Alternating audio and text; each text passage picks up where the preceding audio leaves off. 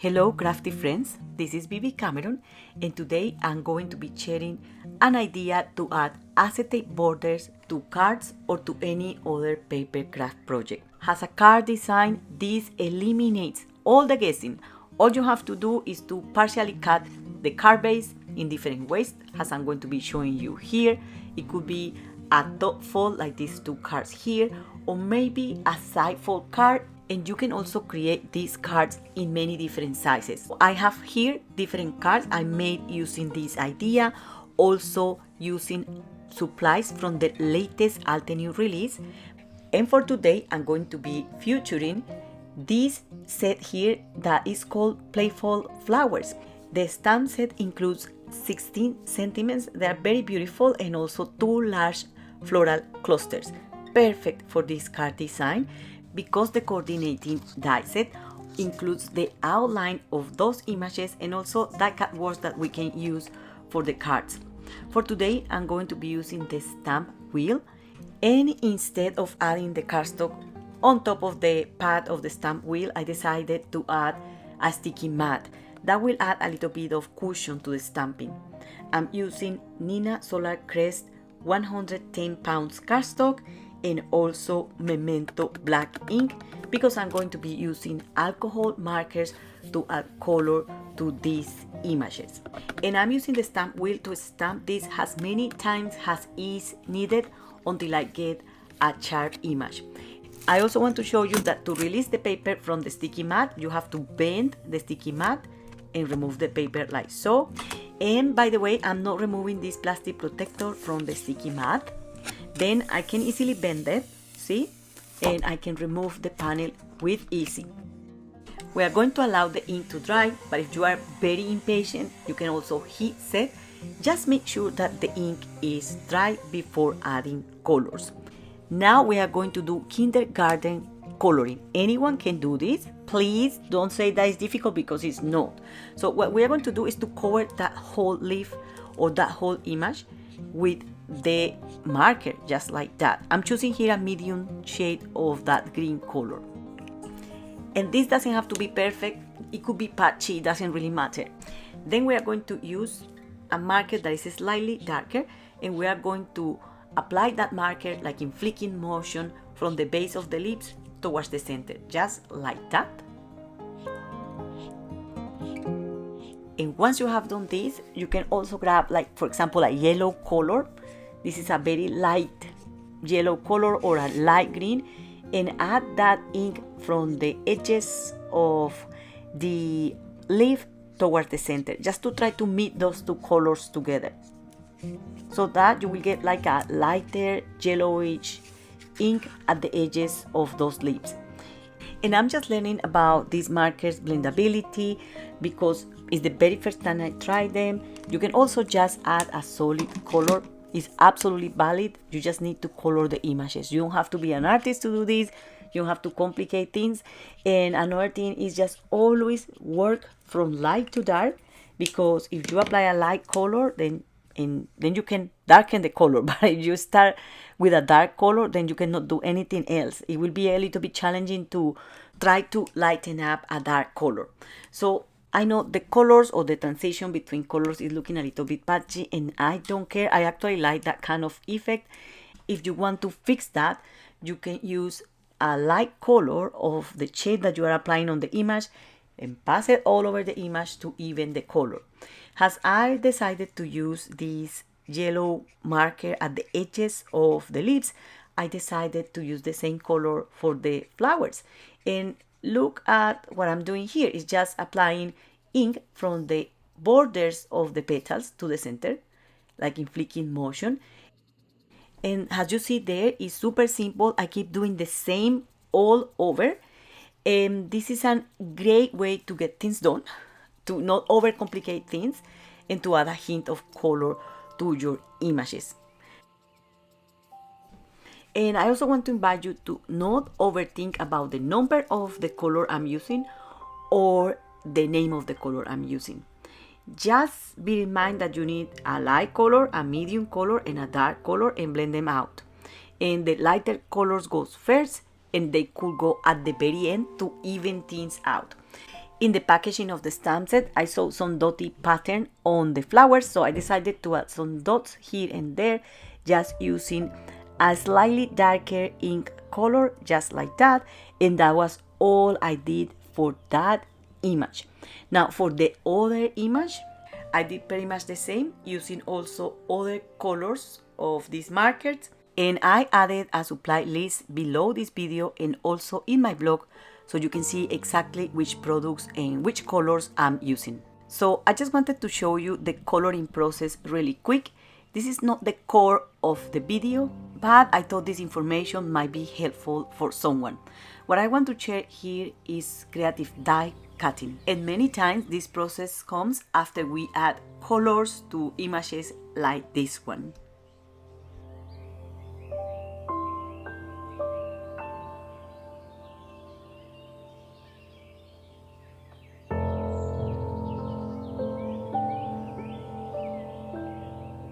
After adding colors to these images, we need to die cut them. And if you see there, the dies has always really hugged the image.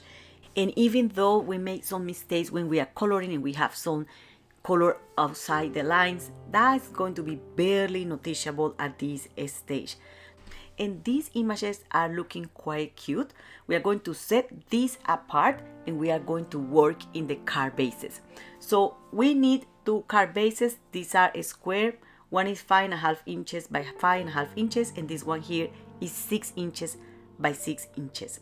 And having the image is important because it's going to provide a visual of where we have to cut that panel. I want to cut this corner here.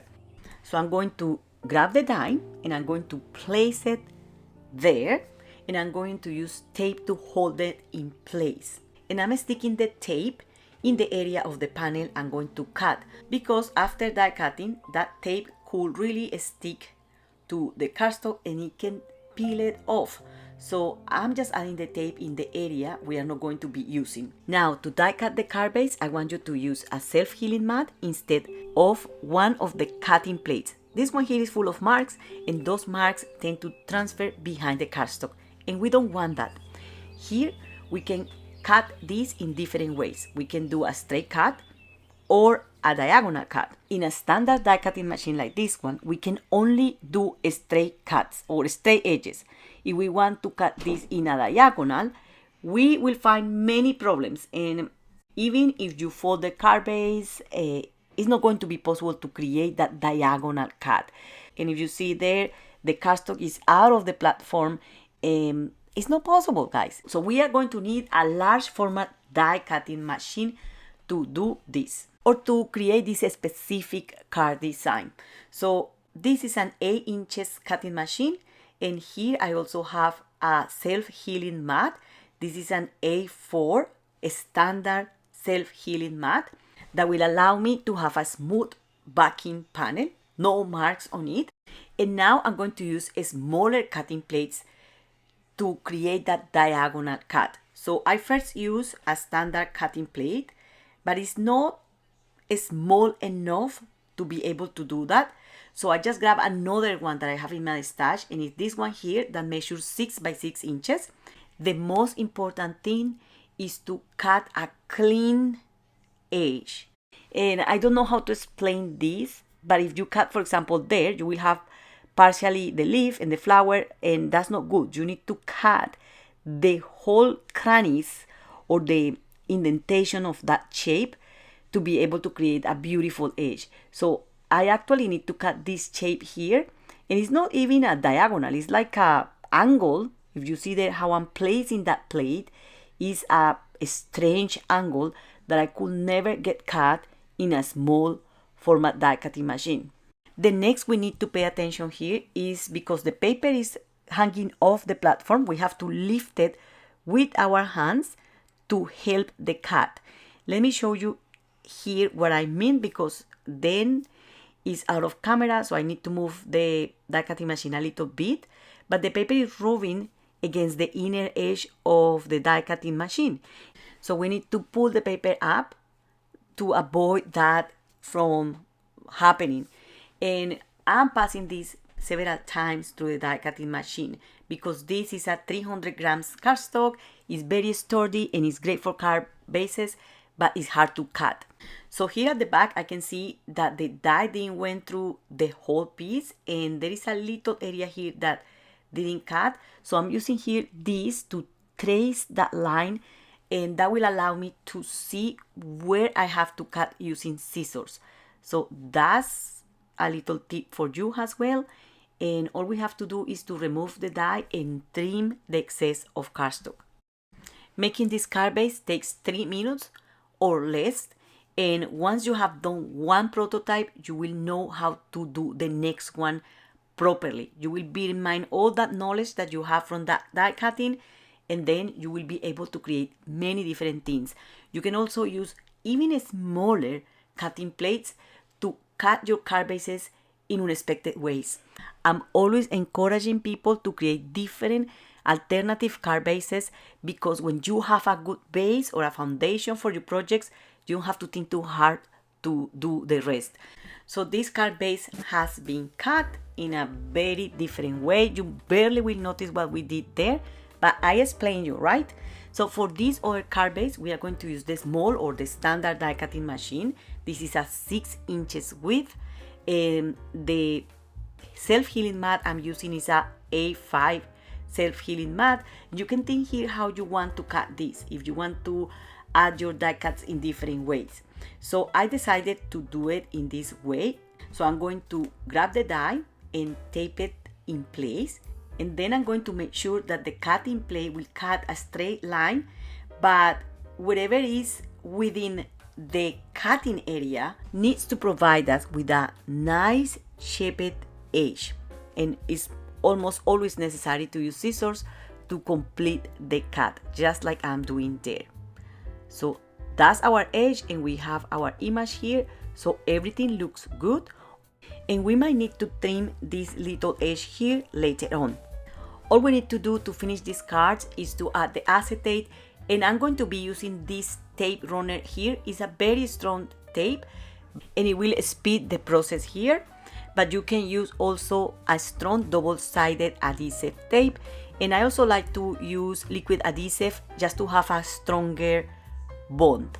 And please add adhesive only on the shaped areas, because we don't want to show that later on in the front of the card base, because it could be seen regardless. So I'm going to use a piece of acetate that needs to cover this area here.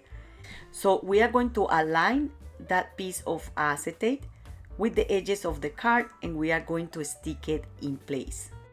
Once this is firmly attached to the paper, we are going to use very sharp scissors to cut the acetate as close to the edge as possible.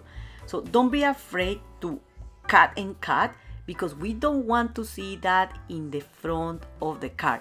So this needs to be cut a little bit more in this area here, because you can see it just behind the die cut. You can see there, so we need to cut that there. And anything else that we need to cut, we just chop it down, okay? Don't be scared to do that. So I'm going to do that here, and that looks a lot better. So that's it. Now we have to adhere our color image over.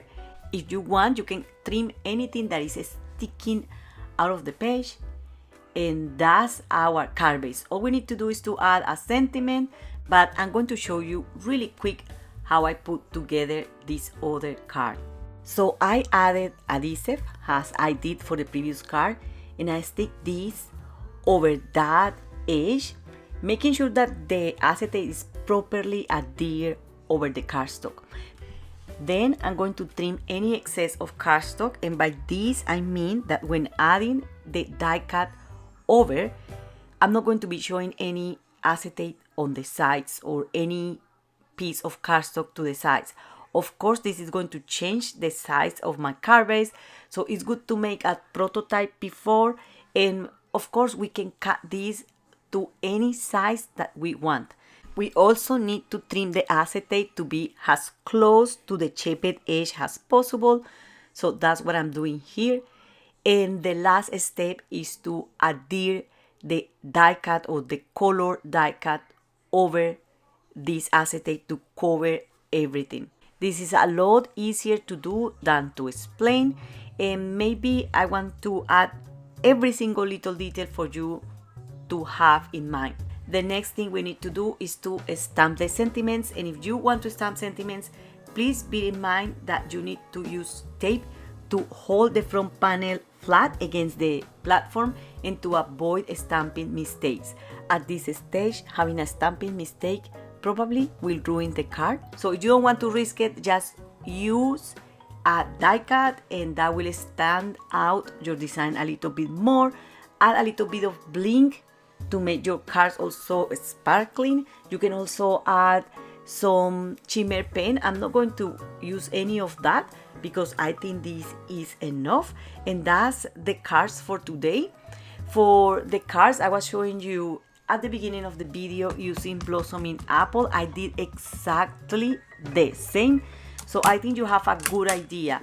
However, I wanted to show a little bit more of that set because it's absolutely gorgeous, and the difference with that set and this one is that we are not going to be stamping the image, but we are going to be printing the image using a better press.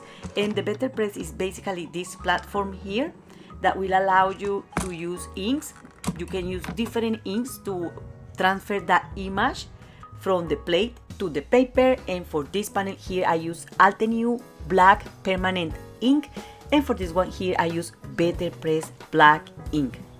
And then you can just apply inks through stencils or with different mediums. So that's pretty much the idea I want to share with you today, is to add this kind of borders to any project. These are just samples. So that's all for today. I hope you enjoyed this video. Do not forget to subscribe to this channel or to visit the blog to find more ideas and inspiration. Thank you very much for watching and happy crafting. Bye!